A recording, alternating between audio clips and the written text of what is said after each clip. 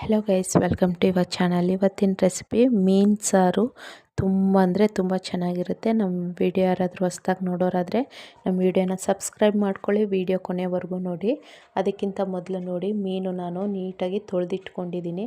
ಆ ಮಧ್ಯದಲ್ಲಿ ಕಪ್ಪೆಲ್ಲ ಇರುತ್ತಲ್ಲ, ನಾವು ಅದೆಲ್ಲ ನೀಟಾಗಿ ಕಂಪ್ಲೀಟಾಗಿ ವಾಶ್ ಮಾಡ್ಕೋಬೇಕು. ಯಾವ ರೀತಿ ನಾವು ಕ್ಲೀನ್ ಮಾಡ್ಕೊತೀವೋ ಸಾಂಬಾರು ಅಷ್ಟು ರುಚಿಯಾಗಿ ಬರುತ್ತೆ. ಆಮೇಲೆ ನೋಡಿ, ಆ ಮಧ್ಯದಲ್ಲೆಲ್ಲ ಕಪ್ಪಗಿರುತ್ತೆ, ಅದೆಲ್ಲ ತೆಗೆದು ಬಿಡಬೇಕು. ತೊಳಿಬೇಕಾದ್ರೆ ನಾವು 2-3 ನೀರಲ್ಲಿ ನೀಟಾಗಿ ತೊಳೆದಿಟ್ಕೋಬೇಕು.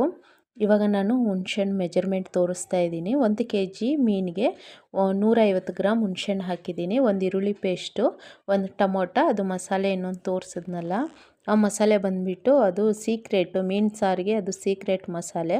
ಅದು ಹಾಕಿದ್ರೇ ಒಂಥರ ಸೂಪರಾಗಿರುತ್ತೆ ಮೀನು ಸಾಂಬಾರು. ಇದಕ್ಕೆ ಒಂದು ಅಗಲದ್ದು ಒಂದು ಪಾತ್ರೆ ತಗೋಬೇಕು. ಅದಕ್ಕೆ ಎಣ್ಣೆ ಸ್ವಲ್ಪ ಜಾಸ್ತಿ ಹಾಕ್ಕೋಬೇಕು. ಒಂದು 7ರಿಂದ 10 ಟೀ ಸ್ಪೂನಷ್ಟು ಎಣ್ಣೆ ಹಾಕ್ಕೊಂಡು ಈರುಳ್ಳಿ, ಚಿಕ್ಕದಾಗಿ ಕಟ್ ಮಾಡಿರೋಂಥ ಈರುಳ್ಳಿ, ಕರ್ಬೇವಿನ ಸೊಪ್ಪು ಎಲ್ಲ ಹಾಕ್ಕೋಬೇಕು. ಸ್ವಲ್ಪ ಸಾಸಿವೆ, ಮೆಂತೆ, ಜೀರಿಗೆ ಒಗ್ಗರಣೆಗೆ ಹಾಕ್ಕೊಂಡು ಆಮೇಲೆ ಈರುಳ್ಳಿ, ಆಮೇಲೆ ಕರ್ಬೇವಿನ ಸೊಪ್ಪು ಇಷ್ಟನ್ನು ಸೇರಿಸ್ಕೊಂಡು ಫ್ರೈ ಆಗ್ತಾ ಇರೋವಾಗಲೇ ನಾವು ಈರುಳ್ಳಿ ಪೇಸ್ಟ್ ಏನು ಮಾಡ್ಕೊಂಡಿದ್ವೋ ಆ ಈರುಳ್ಳಿ ಪೇಸ್ಟನ್ನು ಹಾಕ್ಕೋಬೇಕು. ಈರುಳ್ಳಿ ಪೇಸ್ಟು, ಟೊಮೊಟೊ ಪೇಸ್ಟು ಯಾಕೆ ಅಂತಂದರೆ ಗ್ರೇವಿ ತಿಕ್ನೆಸ್ ಬರೋಕ್ಕೆ ಅಂತೇಳ್ಬಿಟ್ಟು. ಇವಾಗ ನೋಡಿ, ಇವೆರಡೂ ಎಣ್ಣೆಯಲ್ಲಿ ಸ್ವಲ್ಪ ಗೋಲ್ಡನ್ ಬ್ರೌನ್ ಕಲರ್ ಬಣ್ಣ ಬರೋವರೆಗೂ ಫ್ರೈ ಮಾಡ್ಕೋಬೇಕು. ನಾವು ಎಣ್ಣೆಯಲ್ಲೇ ಚೆನ್ನಾಗಿ ಮಸಾಲೆ ಎಷ್ಟು ಫ್ರೈ ಆದರೆ ಮೀನು ಸಾಂಬಾರು ಅಷ್ಟು ರುಚಿಯಾಗಿ ಇರುತ್ತೆ. ಇದು ಶುಂಠಿ ಬೆಳ್ಳುಳ್ಳಿ ಪೇಸ್ಟು, 1 ಟೀ ಸ್ಪೂನಷ್ಟು ಶುಂಠಿ ಬೆಳ್ಳುಳ್ಳಿ ಪೇಸ್ಟನ್ನು ಸೇರಿಸಿದ್ದೀನಿ. ಮೊದಲೇ ಹಾಕ್ಕೋಬೋದು, ಬಟ್ ಏನಂದರೆ ನಮಗೆ ಈರುಳ್ಳಿ, ಟೊಮೊಟೊ ಸ್ವಲ್ಪ ಹಸಿ ವಾಸನೆ ಹೋಗೋವರೆಗೂ ಹುರ್ಕೊಂಡು ಆಮೇಲೆ 1 ಟೀ ಸ್ಪೂನಷ್ಟು ಶುಂಠಿ ಬೆಳ್ಳುಳ್ಳಿ ಪೇಸ್ಟ್ ಹಾಕಿದ್ದೀನಿ. ಯಾಕಂದರೆ ನಾವು ಮನೆಯಲ್ಲೇ ಹೋಮ್ ಮೇಡ್ ಮಾಡಿರೋದ್ರಿಂದ ಅದು ಪರವಾಗಿಲ್ಲ, ಆಮೇಲೆ ಹಾಕ್ಕೊಂಡ್ರೂ ಎಣ್ಣೆಯಲ್ಲಿ ಚೆನ್ನಾಗಿ ಫ್ರೈ ಆಗುತ್ತೆ, ತುಂಬಾ ಚೆನ್ನಾಗಿರುತ್ತೆ. ಇವಾಗ ಒಂದು ಅರ್ಧ ಟೀ ಸ್ಪೂನಷ್ಟು ಅರಿಶಿನ, ಧನಿಯಾ ಪೌಡ್ರು, ಒಂದು 2ರಿಂದ 3 ಟೀ ಸ್ಪೂನಷ್ಟು ಧನಿಯಾ ಪೌಡ್ರ್ ಸೇರಿಸ್ಕೋಬೇಕು.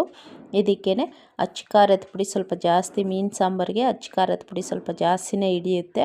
ಹಂಗಾಗಿ ದಪ್ಪದು 3 ಟೀ ಸ್ಪೂನಷ್ಟು ಅಚ್ಚ ಖಾರದ ಪುಡಿನ ಸೇರಿಸ್ಕೊಂಡು ಇವಾಗ ಎಣ್ಣೆಯಲ್ಲೇ ಫ್ರೈ ಮಾಡ್ಕೋಬೇಕು. ಅದು ಮಸಾಲೆ ಏನು ಹಾಕಿದ್ದೀವಿ ಮಸಾಲೆ ಜೊತೆನೇ ಎಲ್ಲ ಹುರ್ಕೊಬೇಕು ನೀಟಾಗಿ. ನೋಡಿ, ನಮಗೆ ಎಣ್ಣೆ ಅದು ಎಲ್ಲ ಸೈಡ್ ಬಿಟ್ಕೋಬೇಕು, ಅಲ್ಲಿವರೆಗೂ ಹುರ್ಕೊಬೇಕು. ನಾವು ಮಸಾಲೆನ ಎಷ್ಟು ಚೆನ್ನಾಗಿ ನಾವು ಹುರಿತೀವೋ ಅಷ್ಟು ರುಚಿಯಾಗಿಯೂ ಇರುತ್ತೆ. ಇವಾಗ ನಾವು ಹುಣಸೆಹಣ್ಣು ಏನು ನೆನೆಸಿಟ್ಕೊಂಡಿದ್ವೋ ಅದ್ರದ್ದು ಗೊಜ್ಜು ಸೇರಿಸ್ಕೋಬೇಕು. ಇದಕ್ಕೇ ಅದ್ರ ಗೊಜ್ಜು ಸೇರಿಸ್ಕೊಂಡು ನಾವು ಆಮೇಲೆ ನೀರು ನೋಡಿಕೊಂಡು ನಮಗೆ ಎಷ್ಟು ಗಟ್ಟಿ ಬೇಕು, ಎಷ್ಟು ಸಾಂಬಾರು ಬೇಕು ಅದಕ್ಕೆ ತಕ್ಕಂತೆ ನೀರನ್ನು ಸೇರಿಸ್ಕೋಬೇಕು. ಇವಾಗ ರುಚಿಗೆ ತಕ್ಕಷ್ಟು ಕಲ್ಲುಪ್ಪು ಹಾಕ್ತಾಯಿದ್ದೀನಿ. ಪುಡಿ ಉಪ್ಪಕ್ಕಿಂತ ಈ ಥರ ಸಾಂಬಾರು, ಮೀನು ಸಾಂಬಾರುಗಳಿಗೆ ಕಲ್ಲುಪ್ಪೇ ತುಂಬ ರುಚಿಯಾಗಿರುತ್ತೆ.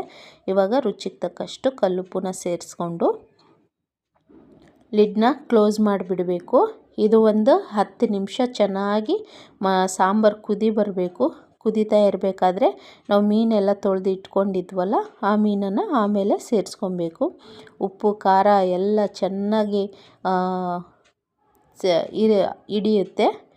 ಇವಾಗ ನೋಡಿ, ಸಾಂಬಾರು ಬೆಂದಿದೆ ಅಲ್ವಾ, ಇವಾಗ ಈ ಹದಕ್ಕೆ ಸ್ವಲ್ಪ ಗಟ್ಟಿ ಬಂದಿದೆ. ಇವಾಗ ನಾವು ಏನು ಮೀನು ನಾವು ಕ್ಲೀನ್ ಮಾಡಿ ಇಟ್ಕೊಂಡಿದ್ವೋ ಆ ಮೀನು ಒಂದೊಂದಾಗಿ ಸೇರಿಸ್ಕೋಬೇಕು. ಮೊದಲು ನಾವು ತಲೆ ಹಾಕ್ಕೋಬೇಕು, ಯಾಕಂದರೆ ತಲೆ ತುಂಬ ಗಟ್ಟಿ ಇರುತ್ತೆ. ಮೀನಂದರೆ ಪೀಸಸ್ ಅಂದರೆ ಬೇಗ ಬೆಂದೋಗುತ್ತೆ, ಹಂಗಾಗಿ ನೋಡಿಕೊಂಡು ಈ ರೀತಿ ಹಾಕ್ಕೋಬೇಕು. ಒಂದೊಂದಾಗಿ ಪೀಸು. ಅದಕ್ಕೇ ಅಗಲದ್ದು ಪಾತ್ರೆ ತಗೋಬೇಕು. ನಾವು ಮೀನು ಹಾಕಿದ್ಮೇಲೆ ಚೌಟೆಲ್ಲ ಹಾಕಕ್ಕೆ ಹೋಗಬಾರ್ದು, ಯಾಕಂದರೆ ಪೀಸೆಲ್ಲ ಕಟ್ಟಾಗಿಬಿಡುತ್ತೆ. ಹಂಗಾಗಿನೂ ತುಂಬ ಮೆತ್ತವಾಗಿರುತ್ತೆ. ಅದಕ್ಕೆ ನೋಡಿಕೊಂಡು ಈ ರೀತಿ ಅದ್ರ ಮೇಲೆ ತಲೆ ಪೀಸಸ್ ಮೇಲೆ ಎಲ್ಲನೂ ಈ ರೀತಿ ಗ್ರೇವಿನ ಹಾಕಿಬಿಟ್ಟು ಇವಾಗ ನಾನು ಕರ್ಬೇವಿನ ಸೊಪ್ಪು ಫೈನಲಾಗಿ ಕರ್ಬೇವಿನ ಸೊಪ್ಪು ಸ್ವಲ್ಪ ಹಾಕ್ತಾಯಿದ್ದೀನಿ. ಅದು ಫ್ಲೇವರ್ ತುಂಬ ಚೆನ್ನಾಗಿರುತ್ತೆ. ಇವಾಗ ಮಸಾಲೆ ಹೇಳಿದ್ನಲ್ಲ, ಇದಕ್ಕೆ ಮೀನು ಸಾಂಬಾರಿಗೇ ಹಾಕುವಂಥ ಮಸಾಲೆ 1 ಟೀ ಸ್ಪೂನಷ್ಟು ಸಾಸಿವೆ, 1 ಟೀ ಸ್ಪೂನಷ್ಟು ಜೀರಿಗೆ, 1 ಟೀ ಸ್ಪೂನಷ್ಟು ಮೆಂತೆ, 1 ಟೀ ಸ್ಪೂನಷ್ಟು ಧನಿಯಾ. ಇಷ್ಟನ್ನು ಡ್ರೈ ರೋಸ್ಟ್ ಮಾಡಿಬಿಟ್ಟು ಆ ಪೌಡ್ರ್ ಮಾಡಬೇಕಾದ್ರೇ ಒಂದು 4ರಿಂದ 5 ಒಸಲಷ್ಟು ಬೆಳ್ಳುಳ್ಳಿನ ಸೇರಿಸ್ಬಿಟ್ಟು ಆ ಪೌಡ್ರ್ ಜೊತೆನೇ ಈ ರೀತಿ ಪೌಡ್ರ್ ಮಾಡ್ಕೋಬೇಕು. ಆ ಮಸಾಲೆನೇ ಮೇನ್ ಹೈಲೈಟ್ ಅಂತಂದರೆ ಮೀನು ಸಾಂಬಾರಿಗೆ ಇದೇ ಮಸಾಲೆನೇ ನಮಗೆ ಒಳ್ಳೆ ಘಮ ಕೊಡೋದು. ಇನ್ನೇನು ಇವಾಗ ಆಫ್ ಮಾಡ್ತೀವಿ ಅನ್ನೋವಾಗಲೇ ಈ ಮಸಾಲೆ ಎಲ್ಲ ಹಾಕಿಬಿಟ್ಟು 1 ನಿಮಿಷ ಅಷ್ಟು ಕುದಿ ಬಂದ ಮೇಲೆ ಸ್ವಲ್ಪ ಮೇಲೆ ಕೊತ್ತಂಬರಿ ಸೊಪ್ಪು ಸ್ವಲ್ಪನ ಹಾಕಿಬಿಟ್ಟು ಇವಾಗ ನಾವು ಗ್ಯಾಸ್ ಆಫ್ ಮಾಡಿಬಿಡಬೇಕು. ಯಾಕಂದರೆ ಜಾಸ್ತಿ ಕುದಿಸೋಕ್ಕೂ ಆಗಲ್ಲ, ಮೀನು ಸಾರು ತುಂಬ ಡೆಲಿಕೇಟಾಗಿರುತ್ತಲ್ವ, ಹಂಗಾಗಿ ನೋಡಿ ಈ ಗಟ್ಟಿ, ಇನ್ನೂ ತಣ್ಣಗಾದರೆ ಇನ್ನೂ ಗಟ್ಟಿಯಾಗಿಬಿಡುತ್ತೆ. ಹಂಗಾಗಿ ಮುದ್ದೆ ಅನ್ನದ ಜೊತೆ ಮಾತ್ರ ಸೂಪರಾಗಿರುತ್ತೆ. ಒಂದು ಸಲ ಈ ಮೆಥಡಲ್ಲಿ ಟ್ರೈ ಮಾಡಿ ನೋಡಿ, ಮೀನು ಸಾಂಬಾರು ಸೂಪರ್ ಅಂದರೆ ಸೂಪರಾಗಿರುತ್ತೆ. Thank you for watching.